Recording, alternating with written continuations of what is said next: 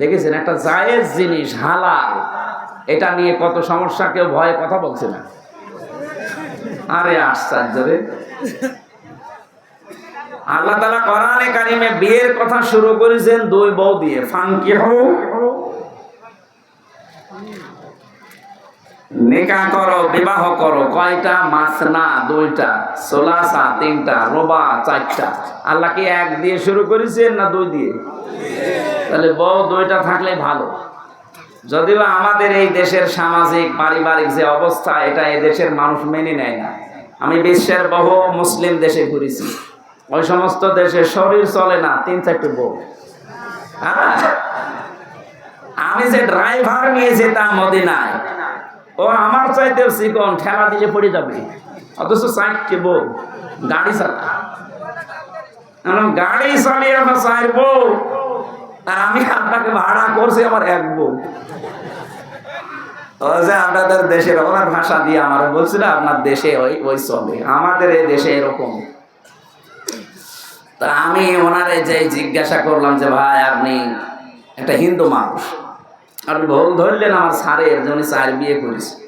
উনি আমার লজিক দিচ্ছে যে একটা পুরুষ মানুষ যদি চারটা বিয়ে করতে পারে, একটা মহিলা কেন চার বিয়ে করতে পারবে না? মহিলা পারবে না কারণ এক মহিলার পেটে যদি 4 জনের বীর্য যায় আর সন্তান যদি হয়, তো কারে বাপ বলে ডাকবে? এটা তো আমি বললাম, আমার জবাব দিচ্ছে আর একটা, হ্যাঁ বাপ বলে ডাকারও সিস্টেম আছে। এই সন্তান হবার পরে ডিএনএ টেস্ট করবে, এইভাবে বলছে যে ডিএনএ টেস্ট করে দেখবে যে এটা কোনটার জিনিস, তাহলে সেটারে বাবা বলবে। যা, এটা তো যুক্তি ঠিক আছে, কিন্তু এই যে একটা জন্ম দিলে না এক বাবার হয়, 4টা দিলে তো জারজ হয়ে যাবে। কোরআনে কারিমের যে আয়াতগুলো, ওরা আমাদের চাইতে, আমরা তো খালি পড়ছি, এই যে 10টা ক্ষমতার কথা বলছি এমনি না, আমরা পড়ছি ওই মানুষগুলো এই 10টা ক্ষমতা জেনে পড়তো কিন্তু বিশ্বাস করতো না। আল্লাহ যে সব কিছুর উপরে ক্ষমতা রাখে এটাও বিশ্বাস করে না, কিন্তু আল্লাহর ক্ষমতা আছে এটাও পড়ে।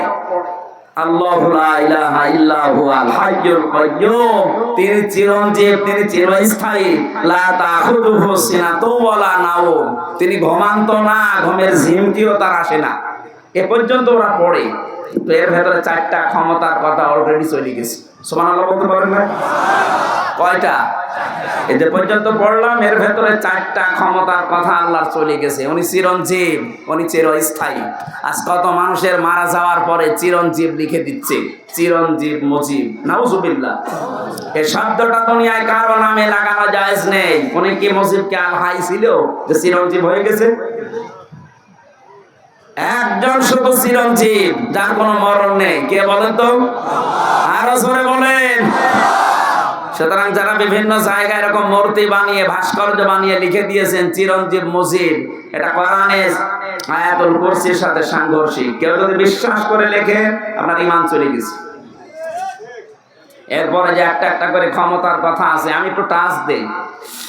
যারা আয়াতুল কুরসি পড়লে আজরাইলের হাত থেকে, কষ্টের হাত থেকে বেঁচে যাবেন, উনি যেহেতু নিজে জানিয়েছে আজরাইল, আপনি 10টা ক্ষমতা বিশ্বাস করে আপনার জীবনে মিলাবেন, দেখবেন যে আসলে মেলে কিনা।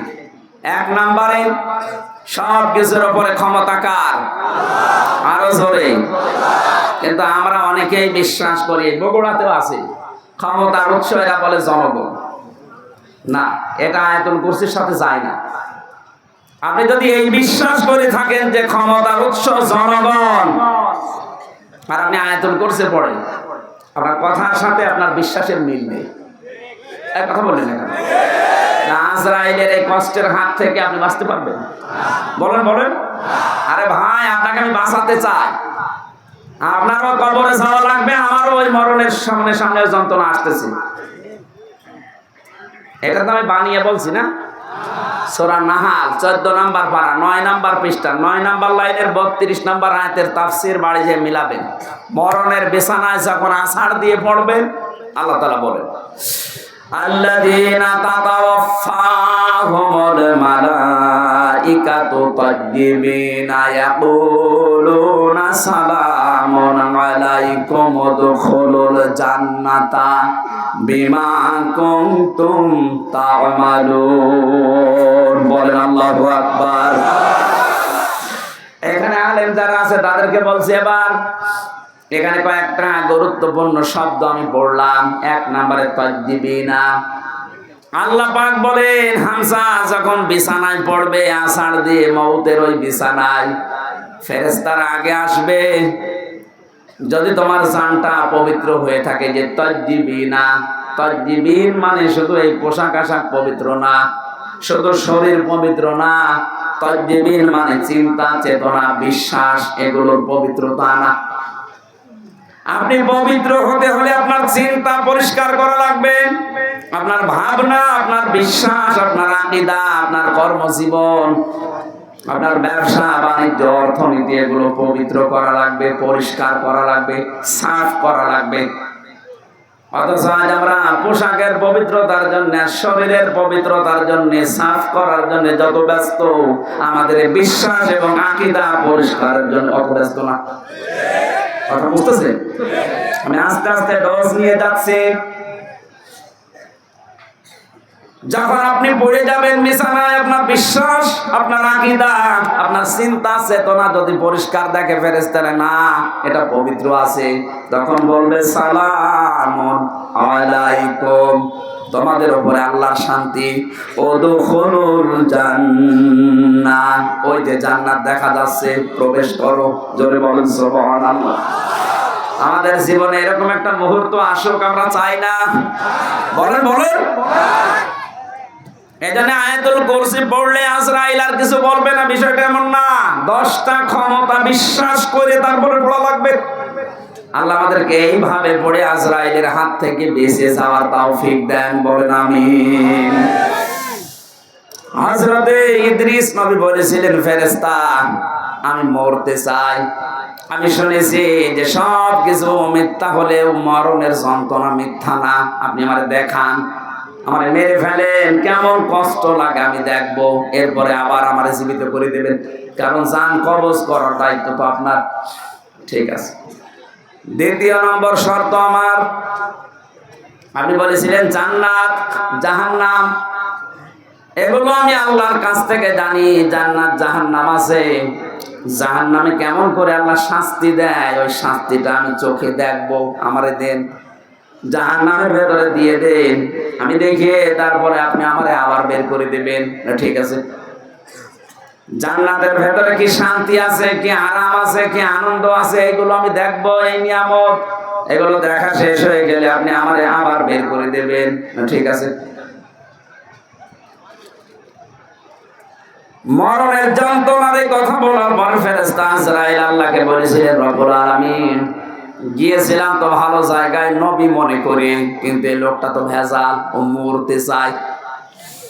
আল্লাহ পাক বলেন, আমার বান্দা যখন আকাঙ্ক্ষা করেছে, ঠিক আছে কাজ করো। মেরে ফেললেন, আবার জীবিত করে দিলেন।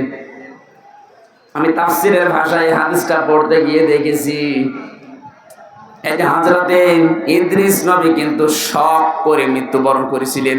কি করে? বলেন বলেন। শকের মরণ কেমন হয় দেখি, মৃত্যুর যন্ত্রণাটা।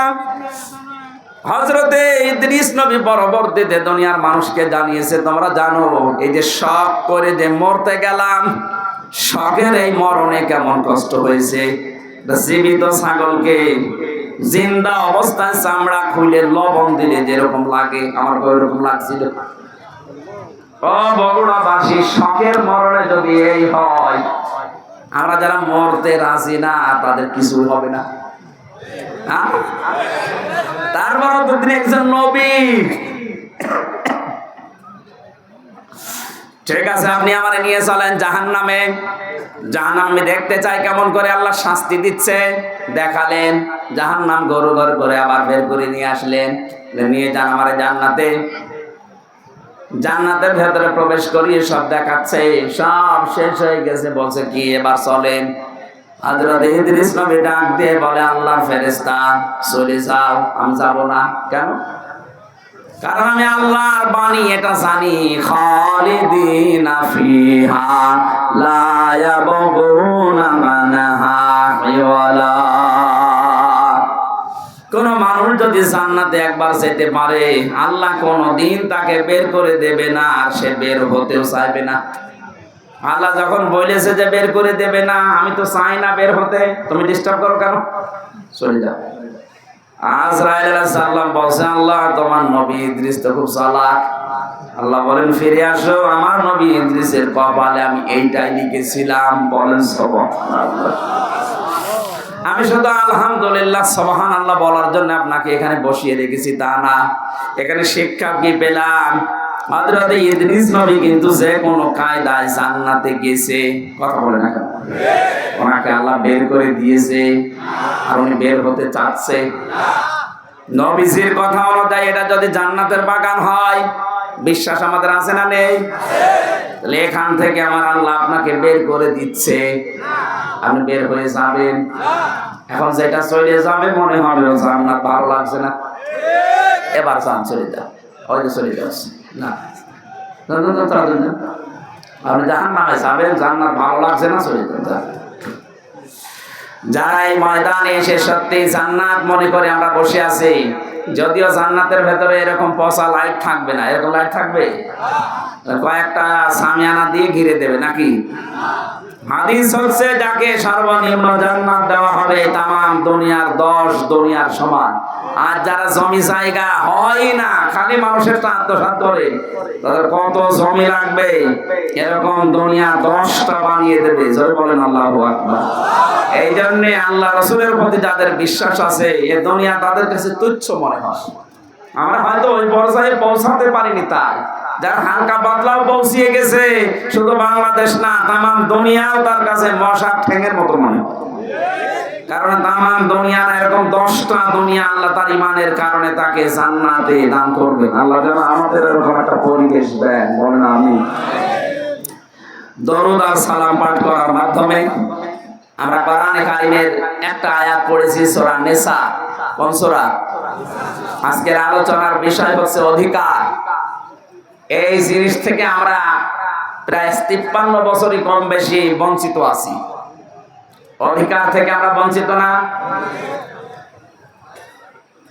হযরত মুআজ ইবনে জাবাল রাদিয়াল্লাহু তাআলা আনহু ইয়ামেনের গভর্নর হয়ে তাকে যখন আল্লাহর নবী পাঠাচ্ছিলেন, ডাক দিয়ে বললেন, মুআজ, আল্লাহর উপরে তোমার যে অধিকার, তোমার উপরে যে আল্লাহর অধিকার তুমি কি জানো? বলছে না, আপনি ভালো জানেন।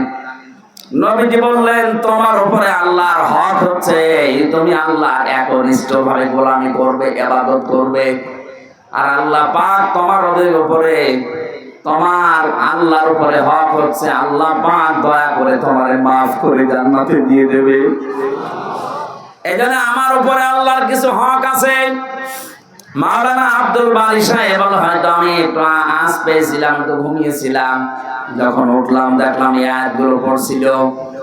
বাবার স্ফলিঙ্গ দিয়ে দ্রুত গতিতে যে পানিটা বের হয়ে যায় না, পাক পানি দিয়ে মায়ের রেহেমের ভেতরে আল্লাহ পাক মানুষকে আস্তে আস্তে তৈরি করতে থাকেন। সুম্মা খালাকনান নুতফাতা আলাকাতান ফাখালাকনাল আলাকাতা মুদগাতান ফাখালাকনাল মুদগাতা ইযামা ফাকাসাউনাল ইযামা লাহমা। জয় বলে সুবহানাল্লাহ।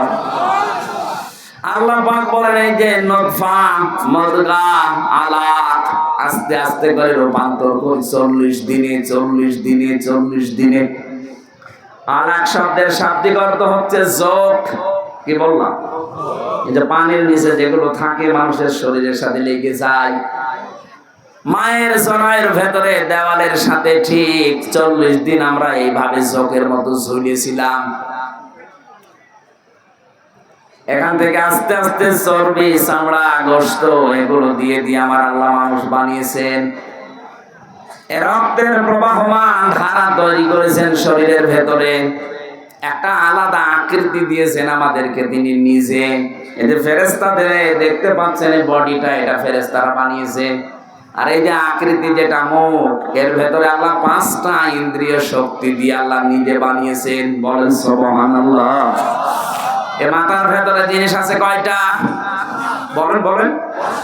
চিন্তা আসে কোন জায়গা থেকে? মাথা থেকে। বলেন না কেন? শোনেন আপনি কি দিয়ে? কান দিয়ে। কথা বলেন, নিঃশ্বাস নিচ্ছেন, দেখছেন আপনি চোখ দিয়ে। পাঁচটা ইন্দ্রিয় শক্তি গুরুত্বপূর্ণ, এগুলো সব এই মাথা কেন্দ্রিক। আল্লাহ জানে নিজে এটা তার হাত দিয়ে বানিয়েছেন। লাকাদ খালাকনাল ইনসানা ফি আহসানি তাকওয়িম। অবশ্যই আমি সব জায়গায় সুন্দর আকৃতি দিয়ে বানিয়েছি মানুষকে। কে বলছেন? আরো জোরে বলেন। এত সুন্দর করে আমি মানুষ বানালাম। পৃথিবীর একটাই সৃষ্টি, এই যে কাবা শরীফ, যদিও কালো গিলাপ দিয়ে ঢেকে রাখা আছে। দুনিয়ায় কত কিছু তো কালো দেখি আমরা। এই যে ভমর কালো, কোন মানুষ একবার ভমর দেখে আর একবার তাকাতে মনে বলে আমি পাইনি। কথা বলছে না? পেঁচা, বাদর, চামচিকা, এরা নিজেরা তো কালো, আবার কালো জিনিসেরা ভালোবাসে, অন্ধকার। এই জন্য এদের যা চেহারা, এদের একবার দেখলে আর একবার দেখতে মন চায় না। কাবা শরীফ কালো, একটা এমন একটা আকর্ষণ আল্লাহ ওর ভেতরে দিয়েছে, যতবার তাকাবেন মনে হয় আরেকবার তাকায়। নবীজি জানিয়েছেন পৃথিবীর দুইটা জায়গা আছে যেখানে তাকিয়ে থাকলে সওয়াব হয়। একটা কাবা শরীফ, আর একটা আপনার মা আর বাবা। জোরে বলেন সুবহানাল্লাহ। মায়ের দিকে, বাবার দিকে কেউ যদি মহব্বতের নজরে তাকিয়ে থাকে, একটা নফল হজের সওয়াব হয়ে যায়। সাহাবী বললেন, হে নবী, আমি যদি 100 বার তাকাই, বিশ্ব নবী বলেন মা বাবার দিকে 100 বার যদি কেউ তাকায়, 100 বার নফল হজের সওয়াব হবে। আর কয়েকদিন আগে যে রংপুরের নীলফামারী, কিশোরগঞ্জ একটা থানা আছে, ওখানে যেয়ে দেখলাম বৃদ্ধাশ্রমে এই লাইনে আর এই লাইনে কত মা বাবা বসে চোখের পানিগুলো ফেলছে। এদের চোখের দিকে তাকালে আমি বুঝতে পেরেছি এরা সন্তানের জন্য বরদোয়া করছে। যে মায়ের দিকে বাবার দিকে শুধু তাকালে হজের সওয়াব হয়ে যায় নফল, অথচ ওরাও তো কোনো মা বাবার সন্তান ওদেরও আছে, ওরা রেখে এসেছে নিজের ইচ্ছা করে ওই বৃদ্ধাশ্রমে। একটা সন্তান বলেন তো কখন তার মার বাবাকে বৃদ্ধাশ্রমে রেখে আসে? আমার যতটুকু মায়া মহব্বত ঈমান আছে আমার দ্বারা সম্ভব না। যদি আমার বউ, ছেলে, মেয়ে সব ছেড়ে দেওয়া লাগে, তাও আমার মার বাবাকে বৃদ্ধাশ্রমে রেখে আসা সম্ভব না আমার ঈমানে। ওরা তো রেখে এসেছে। কথা বলে না কেন? ওরা রেখে এসেছে কোন কারণে? ওদের পেছনে কোনো কারণ আছে। আমি একবার রাঙ্গামাটি গিয়েছিলাম, লংগদু থানা, ওখানে একটা বৃদ্ধাশ্রম আছে। বললাম আমারে নিয়ে চলেন তো দেখি আসি।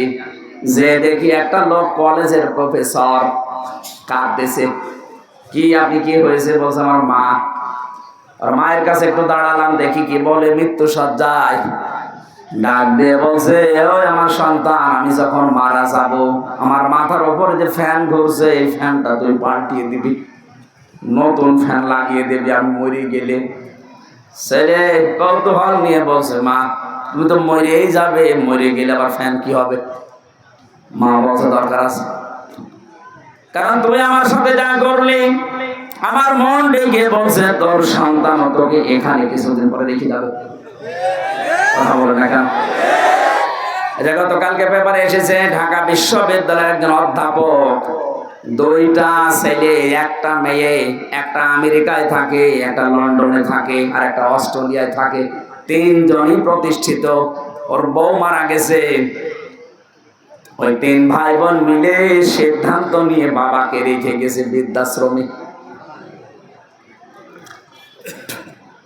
অথচ তো সে নিজে বলছে আমার ঢাকায় ফ্ল্যাট ছিল 3টা। আমার বড় ছেলে চালাকি করে ফ্ল্যাট গুলো সব লিখে তার নিজের অ্যাকাউন্টে টাকা নিয়ে নিয়েছে। আজ আমার যেহেতু কিছু নেই, মেয়েটা আছে অস্ট্রেলিয়ায়, আর ছেলে দুইটা কেউ লন্ডনে কেউ আমেরিকায়। তাদের অভাব নেই, কিন্তু এই মানুষগুলোর পাশে একটা ঘর আমার জন্য হয়নি, যে একটা রুমে আমি থাকবো। যেই কয়টা ছেলে আর মেয়েরা আমাকে মাকে এদের বড় কারণে শেষ পর্যন্ত এই বৃদ্ধাশ্রমে রেখে গেছে। 3 বছর পরে পরে নাকি একটা চিঠি লিখে বাবার কাছে, অথচ লোকটা ঢাকা বিশ্ববিদ্যালয়ের শিক্ষক ছিল। অনেক দেখলাম কথা বলতে বলতে মরে গেল। এই লোকটা হাউমাউ করে কাঁদছে। আমারে বছর বছর আপনি দাঁড়িয়ে আছেন দেখলেন, আপনি আমার উপরে আবার খারাপ ধারণা করেন না। এ দোষ আমার না, এই দোষ আমার বউ। আমার 2টা ছেলে মেয়ে আছে, তাদের দিকে তাকিয়ে আমার বউকে আমি তালাকও দিতে পারি না। আজ 3 মাস আগে আমি এখানে রেখে গিয়েছিলাম আমার মাকে। তাই নিয়ে বড় ঝামেলায় পড়েছিলাম। বারবার আমার বউ আমার তাকিদ দেয় যে এই বড়ি যদি থাকে আমি তোমার ভাত আর খাবো না। কি করবো, ছেলে মেয়ের দিকে তাকিয়ে বাধ্য হয়ে মাকে রেখে গিয়েছিলাম এখানে। বাবা আমার ওই ছোটবেলায় মারা গেছে। আমি একটা কলেজের অধ্যাপক, অথচ এখন কি হয়ে গেল দুনিয়া থেকে আমার আর নাম ধরে ডাকার মতো কেউ নেই। বগুড়াবাসী, আমি শুধু আবেগ নিয়ে বলছি তা না, আমি বাস্তবে দেখতে পাচ্ছি। রাঙ্গামাটি লংগদু থানার এই যে মাটা মারা গেল, কলেজের অধ্যাপক, এখানে বহু মানুষ ঠিক তার পরিবারের কাছে ওই রকমই। একটা বাবা 8টা 10টা 16 17 20 22 25টা ছেলে মেয়ে আমি দেখেছি। 25টা ছেলে মেয়েকে বাবা মানুষ করতে পারছে এক হাতে এক কাঁধে তুলে নিয়ে, অথচ 25টা ছেলে মেয়ে মিলেও একটা বাবা আর মাকে খাবার দিতে পারে না। শেষ পর্যন্ত 15 দিন বা 1 মাস করে পালাপালি করে নেয়। বগুড়াতে নেই। সিদ্ধান্ত নেওয়া লাগবে, আমার মা বাবাকে যদি আলাদা করতে কেউ চায় দুনিয়া থেকে, আমি দরকার হয় তারে আলাদা করে দেব। সম্মানিত মা বোনেরা, আমি নিজে স্বামী, আল্লাহর কসম করে বলছি, আমি সহ যত স্বামী এখানে বসে আছে, কোন স্বামী কিন্তু মন থেকে চায় না যে আমার বিয়ের পরে আমার মা বাবা আলাদা হয়ে যাক। না, আমি যা খাবো আমার মা বাবা তাই খাক। আমি না খেয়ে থাকলে বা না খেয়ে থাক, তা আমার সাথে থাক। কথা বলে না কেন? এই পরিবেশটা আমরা অনেক জায়গায় দেখছি নষ্ট হয়ে গেছে। বিয়ে করার কিছুদিন পরেই সন্তান আর পেরে ওঠে না, শেষ পর্যন্ত এই মা বাবাকে হয় আলাদা করে দেয়, নাই বৃদ্ধাশ্রমে দিয়ে দেয়। কথা বলে ঠিক কিনা? এই ছেলেটার পেছনে যে সবচাইতে বেশি ভূমিকা পালন করেছে এটা তার বউ। আর এই বউকে কোট বুদ্ধি দেয় ওখান থেকে এই বউর মা আর ওর বড় বোন। ওখান থেকে খালি ইনজেকশন পাঠায়, আর কতদিন থাকবে একসাথে, আলাদা হয়ে যা, আরামে খেতে পারবি। আমি কি বেশি বলে ফেললাম?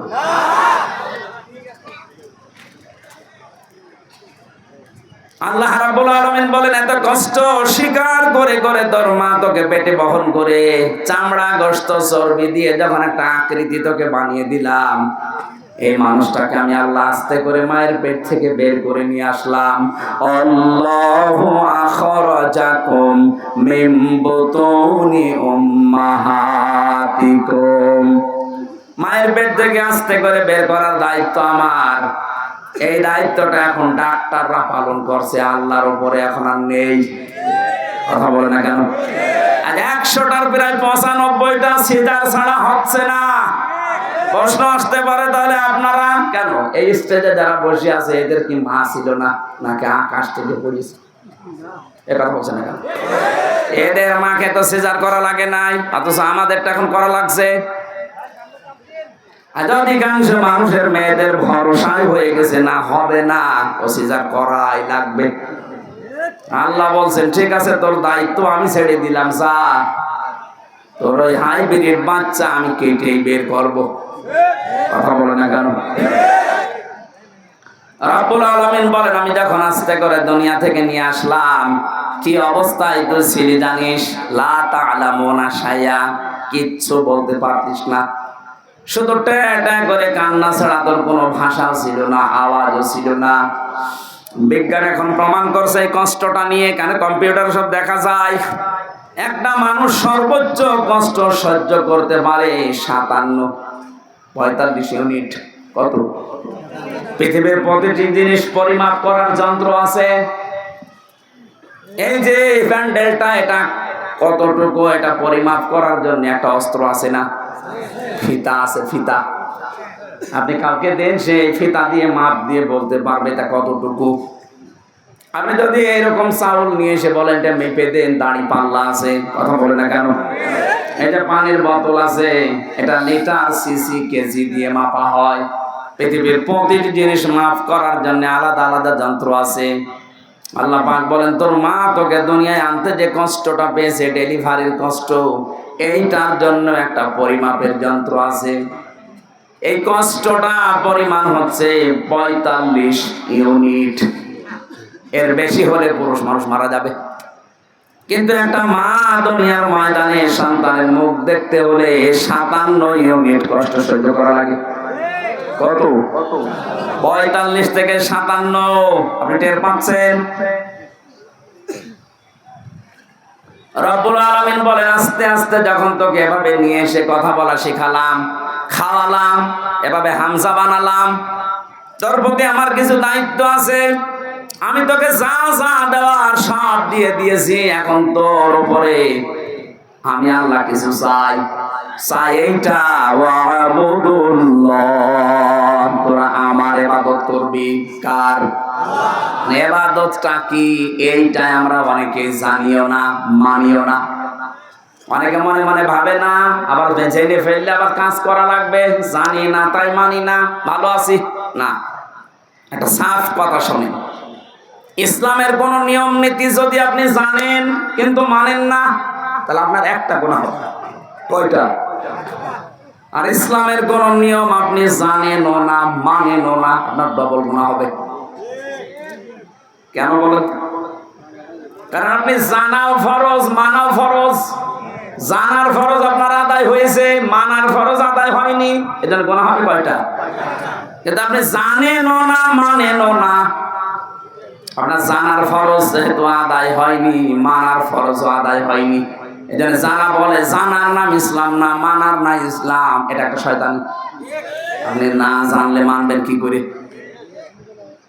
এলাকায় বহু মানুষ আছে সুদ খায় কিন্তু জানে না এই ধান্দায়।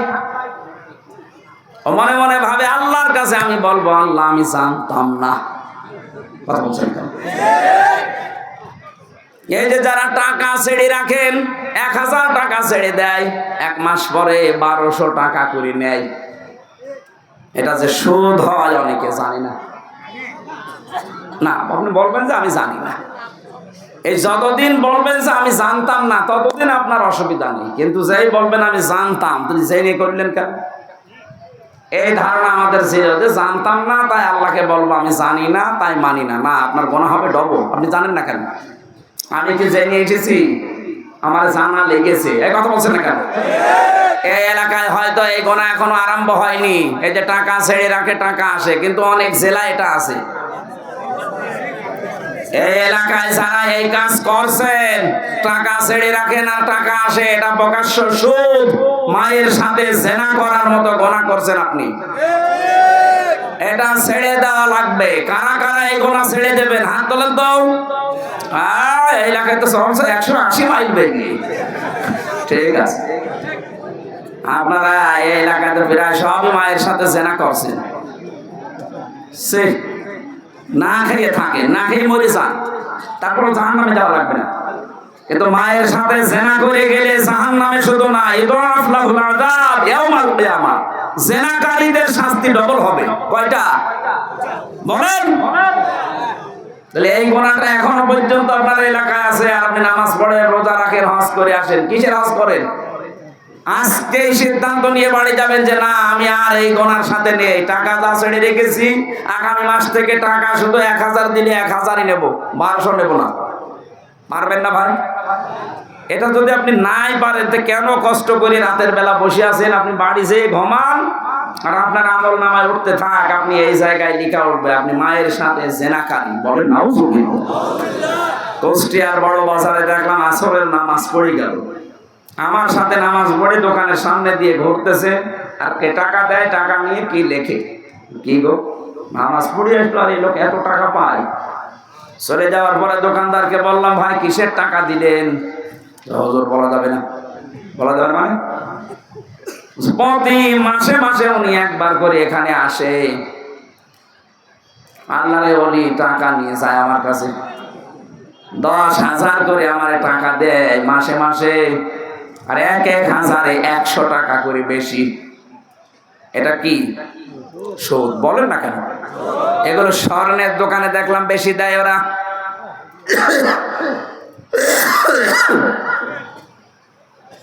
অনেকে চালাকি করে মনে করে গোনা যদি হয় ও টাকা এমন কায়দায় নামে নামে ছেড়ে দেবো যেন আমার নামে গোনা লিখা না হয়। অনেকে বউর নামে টাকা ছাড়ে, জাহান নামে যদি যায় বউ যাবে।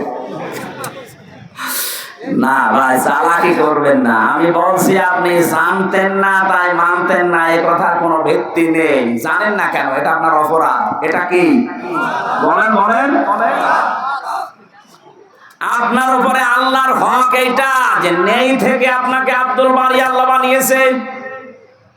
আপনার প্রতি আল্লাহর কিছু হক আছে।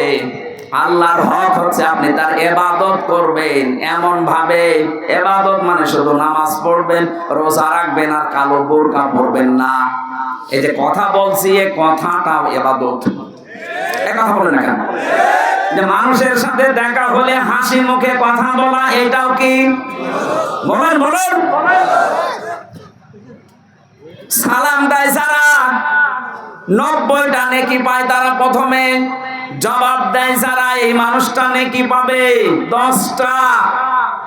এবার আমার প্রশ্ন, সালাম দেওয়া সুন্নাত আর জবাব দেওয়া ওয়াজিব, ওয়াজিবের দাম বেশি না সুন্নাতের? এই জায়গাটা পুরা উল্টানো। কোরআনে কারিমে জানিয়েছে, সূরা নূরের ভেতরে আছে 61 নম্বর আয়াতে, ঘরে প্রবেশ করতে হলেও তোমাকে সালাম দিয়ে ঢোকা লাগবে, তাহলে ওই ঘরের ভেতরে আল্লাহর পক্ষ থেকে একটা বরকত আল্লাহ নিয়ে নেবেন। বলেন সুবহানাল্লাহ। এখানে বহু আল্লাহ ভক্ত মানুষ, নামাজ রোজা করা মানুষ, কিন্তু এইটার বেলায় দেখা যায় লজ্জা পায়, বাড়িতে ঢোকার আগে স্ত্রীকে ছেলে মেয়েকে সালাম দিতে চায় না। এরকম মানুষ নেই? সমস্যা আছে কিছু কিছু। আজকে যদি বাড়ি যেয়ে সালাম দেয়, না বলবে কি গো তোমার কোন ভূতে ধরেছে? কালকে যে যৌতুকের টাকার জন্য আমার গালি গালাজ করে পিটাইলে আজকে সালাম দিচ্ছ মানে আজ কোনো নতুন ধান্দা আছে? যে যা মনে করে করুক, আজকে থেকে আপনি ইসলামের এই কাজটা শুরু করেন। নবীজি জানিয়েছেন, যদি 25 বার করে দিনের ভেতরে সন্তানকে, স্ত্রীকে, পরিচিত মানুষ অপরিচিত মানুষ যদি সালাম দিতে পারেন 25 বার, কয়বার? সারাদিন 24 ঘন্টার ভেতরে যদি 25 বার সালামের প্রচলন আরম্ভ করতে পারেন, আপনি শাহাদাতের মরণ পাবেন। আরো জোরে বলেন সুবহানাল্লাহ। বগুড়াবাসী, এই জন্য ইবাদত মানে ওই শুধু নামাজ পড়া রোজা রাখা না। আপনি কথা থেকে শুরু করে একেবারে সংসার চালাবেন কি করে, সবটাই ইবাদত। বলেন বলেন। আমি আবার আলেমদেরকে বলছি, এই আপনারা এটা ভালো করে শুনবেন। 2 নম্বরে আয়াতে ছিল, ওয়ালা তুশরিকু বিহি শাইআ, তোমরা আল্লাহর সাথে শিরিক করবা না। কি করবা না? শিরিক কি? আল্লাহ যেটা পারে ওটা অন্য কেউ পারে, এই বিশ্বাস করার নাম শিরিক। আর শিরিক যারা করে তারা মুশরিক। কথা বলছেন না?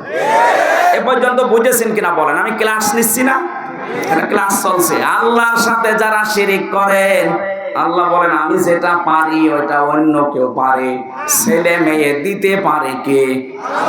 এটা কোন পীর সাহেব পারে, কোন কবরে শুয়ে আছে এই লোক পারে, এই বিশ্বাস অনেকে মহিলা করে না। বলেন বলেন। এই যে স্থান করে যে কত মানুষ সন্তান চাচ্ছে, ওই গাছের সাথে দেখবেন বড় বড় ঢেলা ঝুলিয়ে রেখেছে, পাথর ইট। কি গো, এখানে পাথর ঝুলিয়ে রাখবেন। এগুলো সব চাইতে বাগেরহাটের খান জাহানের দরবারে বেশি বড় বড় পাথর ঝুলিয়ে রাখে। ওকে যেন কে বুদ্ধি দিয়েছে, ওই পাথর যখন ঝুলবে পেটের ভেতরে সন্তান এসে দোল খাবে, দৌলে দৌলে। সে বিশ্বাস করে করুক আর অবিশ্বাস করুক, কারো কাছে শুনিয়ে জেনেই করছে। যেন আমি এক কথাই বলছি, এটা রেকর্ড হচ্ছে, আল্লাহ যেটা পারে ওইটা অন্য কেউ পারে, এই বিশ্বাস করার নাম শিরিক। আর শিরিক যারা করে তারা আরো জোরে, আরো জোরে বলেন। মুশরিক হয়ে যাবেন। এই যে সূরা নিসার আয়াত পড়লাম, এর ভেতরে 5টা আয়াত আনকমন আছে। নবীজি বলেন, এই 5টা আয়াত পেয়ে আমি এত খুশি হয়েছি, তামাম দুনিয়া দিয়ে দিলেও আমি এত খুশি হতাম না। তার ভেতরে এইটা, ইন্নাল্লাহা লা ইয়াগফিরু আইয়ুশরাকা বিহি ওয়া ইয়াগফিরু মা দুনা যালিকা লিমান ইয়াশা। এ পৃথিবীর সব গুনাহ আল্লাহ ইচ্ছা করলে মাফ করে দিতে পারেন, কিন্তু শিরিক করলে তার মাফ নেই। কে বলছেন? আরো জোরে বলেন। এবার আসলে আমি একটা একটা করে দিচ্ছি। সন্তানের ক্ষেত্রে বুঝলাম আল্লাহ বাদে কারো এখানে হাত। আরো জোরে। ক্ষমতায় দিতে পারে আল্লাহ ছাড়া অন্য কেউ। কিন্তু যারা বলে জনগণ, তাদের ঈমান আছে, ঈমান আছে কিন্তু শিরকপূর্ণ ঈমান।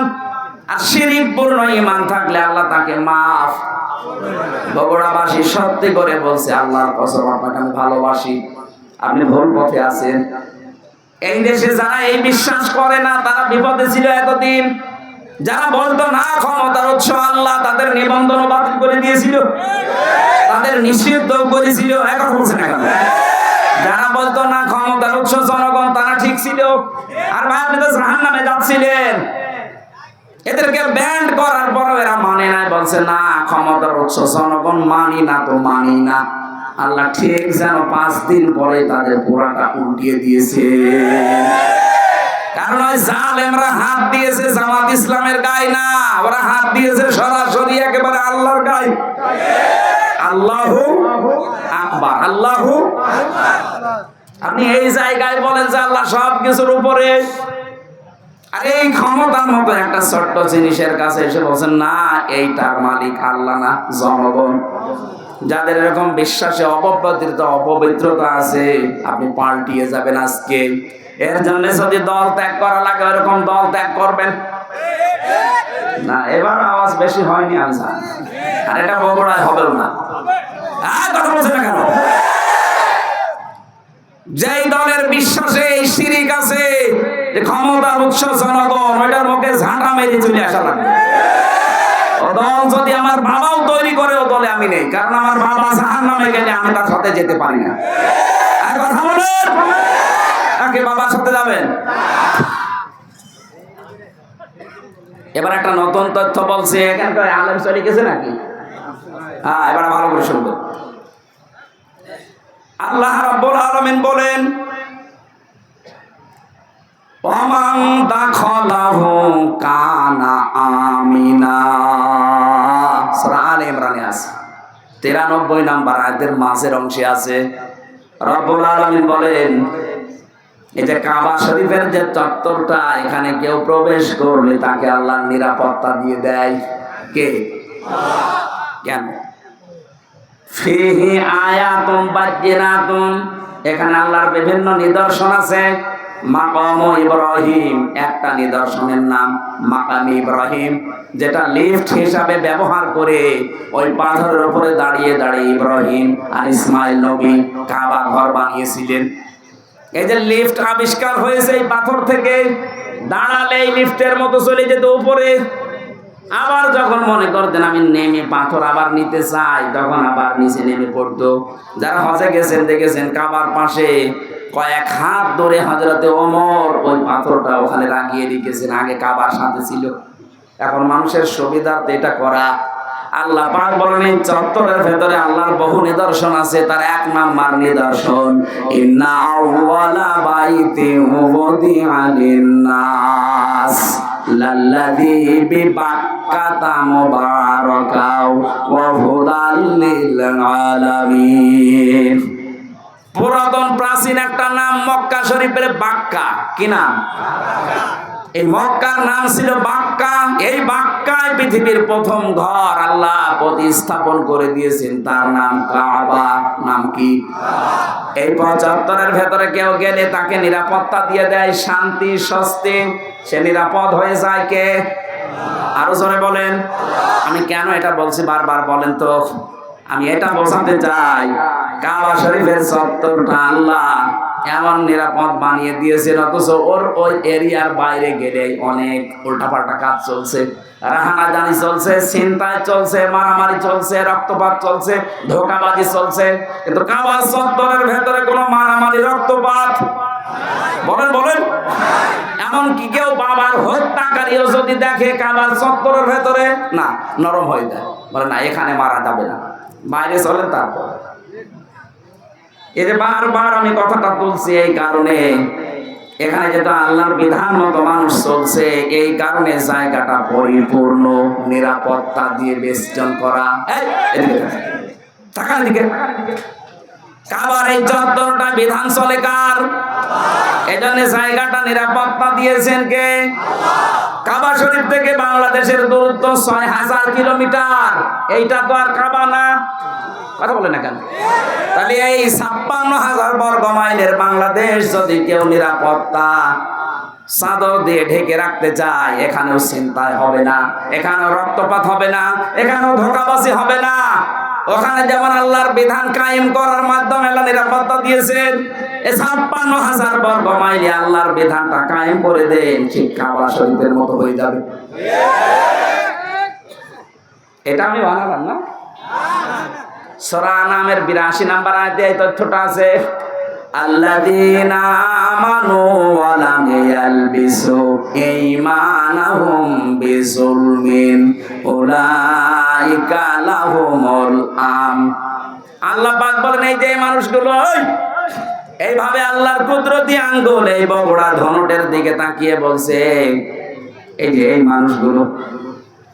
মানুষগুলো আল্লাহর পক্ষ থেকে নিরাপত্তা পাওয়ার হকদার। কারা? যারা তাদের ঈমানের সাথে শিরিক মিশ্রণ করে না। এখানে জুলুম মানে শিরিক। তাহলে আমরা বাংলাদেশকে যদি কাবার মতো নিরাপত্তা দিতে চাই, এই ৫৬,০০০ বর্গ মাইলে বসবাস করে যদি আমরা নিশ্চিন্তায় থাকতে চাই, আমাদের চুরি ডাকাতি ছিনতাই রক্তপাতের হত্যার কোনো ভয় থাকবে না, আয়না ঘরের কোনো অস্তিত্ব থাকবে না, তাহলে এই দেশে যারা আছি শিরিক মুক্ত জীবন গঠন করা লাগবে। আসলে বলা লাগবে শিরিক কি? এই যে আয়াতের দ্বিতীয় শব্দ এটা, আল্লাহর ইবাদত করবা, শিরিক করবা না। শিরিক এবার আমি পেয়েছি তাফসিরে, শিরিক বিল জাত, শিরিক বিল সিফাত, শিরিক বিল ইখতিয়ারাত, শিরিক বিল হুকুক। এই ৪ প্রকার গুলো আবার শ্রেণী বিভাগ করে করে ৮ প্রকার, ১২ প্রকার, ২২ প্রকার, ৪২ প্রকার, ৭২ প্রকার, ১২০ প্রকার পর্যন্ত শিরিক আছে। সবগুলো আমি নোট করেছি। এক একটা বিষয়ের উপর এত কথা আল্লাহ লুকিয়ে রেখেছে, যত গবেষণা করবেন তাফসীর আকারে তত বের হবে। জোরে বলেন আল্লাহু আকবার। এই জন্যই তাফসীর করতে গেলে এরকম সময় লাগে। এখন শিরিক শব্দ নিয়ে যদি এত বেশি, ইবাদতের ব্যাখ্যা ছিল ৯টা, শিরিকের ব্যাখ্যা আছে ২৭টা। এটা প্রকার হিসাবে ভাগ করা যায় ১২০ প্রকার, ১২০ শ্রেণীতে। এতগুলো শিরিক থেকে যদি সত্যি আমরা মুক্ত হতে পারি, দেশের মানুষ, আমরা তো চেষ্টা চালাচ্ছি। আমাদের বিশ্বাসে শিরিক থাকবে না, আমাদের আকীদায় শিরিক থাকবে না, আমাদের সমাজে শিরিক থাকবে না, আমাদের সংসদে শিরিক থাকবে না। সংসদে একটা শিরিক ছিল, আল্লামা দেলাওয়ার হোসেন সাঈদী রহমাতুল্লাহ আলাইহি ওটা তুলে দিয়েছেন। এই যে মাথা নিচু করে ঢোকা লাগতো, মুসলমানের মাথা শুধু নিচু হবে কার সামনে? স্পিকারের সামনে এভাবে যাওয়া লাগতো আগে, মাথা নিচু করে। উনি বলেছে না, মুসলমানের এই দেশে এই শিরিক চলতে দেওয়া যায় না, সিস্টেম করে ওটা বাদ দিয়ে দিয়েছে। এখন আর ওইভাবে যাওয়া লাগে না। কিন্তু ১৫.৫ বছরের দিকে তাকান, এই দেশটা যেন মানুষ মুশরিক হয়ে যায়, ওই দাদা বাবুদের মতো ওরা সর্বাত্মক চেষ্টা চালাচ্ছিল। কোথাকার কোন বাবার ছবি বিভিন্ন প্রতিষ্ঠানে টাঙিয়ে টাঙিয়ে সম্মানের জায়গায় রেখে দিয়েছে, ছেলে মেয়েরা এইভাবে করে করে পূজা করতো, আমি নিজে দেখেছি। একটা জাতিকে মুশরিক বানাতে পারলে তাকে অনিয়ন্ত্রিত করে ফেলা যায়। আজকে ভারত বাংলার বিভিন্ন পাহাড় অঞ্চলগুলো অস্থিতিশীল করে রাখতে চায়, ওদের একটা গোপন ষড়যন্ত্র। আজকে একটা ভিডিও ফাঁস হয়েছে, ওরা বাংলার বিভিন্ন প্রান্তগুলো, বিশেষ করে চট্টগ্রামের পার্বত্য অঞ্চল, এগুলো মাঝে মাঝে যুদ্ধ লাগিয়ে রাখে, মাঝে মাঝে অশান্তি তৈরি করে রাখে, অস্থিতিশীল করে রাখে।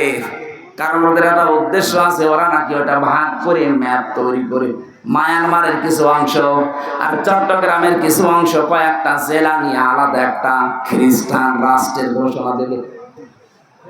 এই দুর্বিসন্ধি চলছে। আমি এটা এত মানুষের সামনে বলা ঠিক না, এটা গোপন বিষয়। এগুলো চালাচ্ছে আমেরিকা এবং ইহুদি ছাড়া।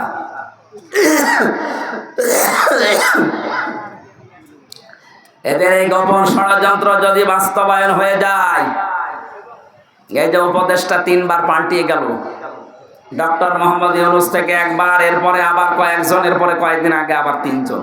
এগুলো এমনি এমনি করছে না, একটা দুর্বিসন্ধি আছে। সব চাইতে ভয়ঙ্করের ভেতরে এই ফারুকি, এই লোকটা মেয়েতে মেয়েতে ছেলেতে ছেলেতে বিয়ে করা, এই যে সমকামিতা, এটা প্রমোট করে।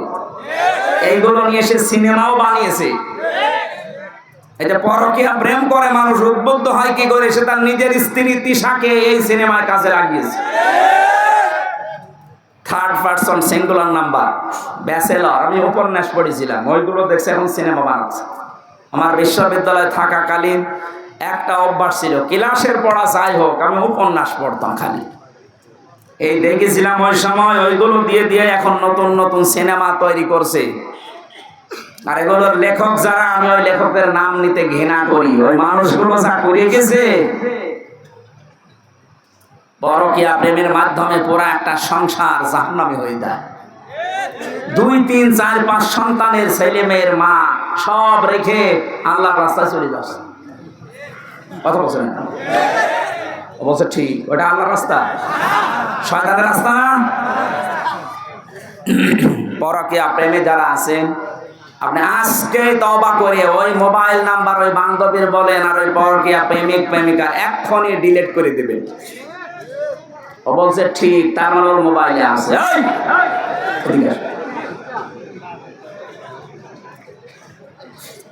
আয়াতের দ্বিতীয় কথা ছিল, রব্বুল আলামিন বলেন, হে পৃথিবীর মানুষেরা, ওয়াল জারি বিল কুরবা ওয়াল জারিল জুনুবি ওয়াস সাহিবি বিল জামবি ওয়া বিনিস সাবিল।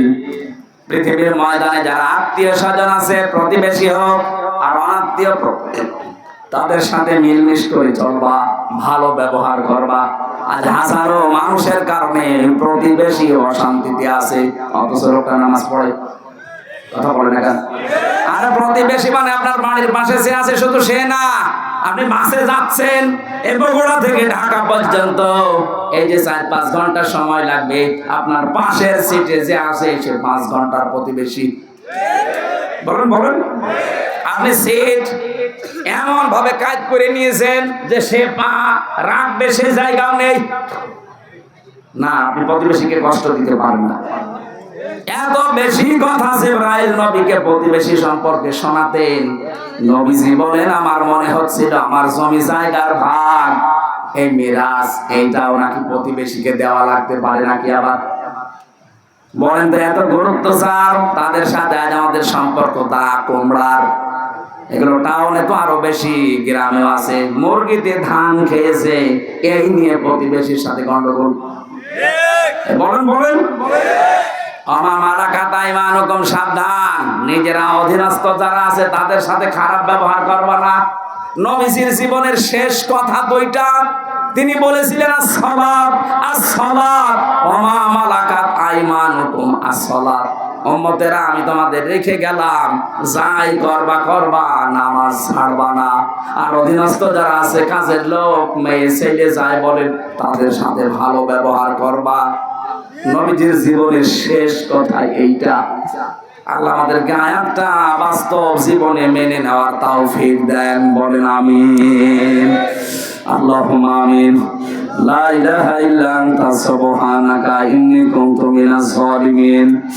ও মাবুদ, আমার কণ্ঠে ব্যথা করছে, চাতক পাখির মতো তোমার বান্দারা শুনছে।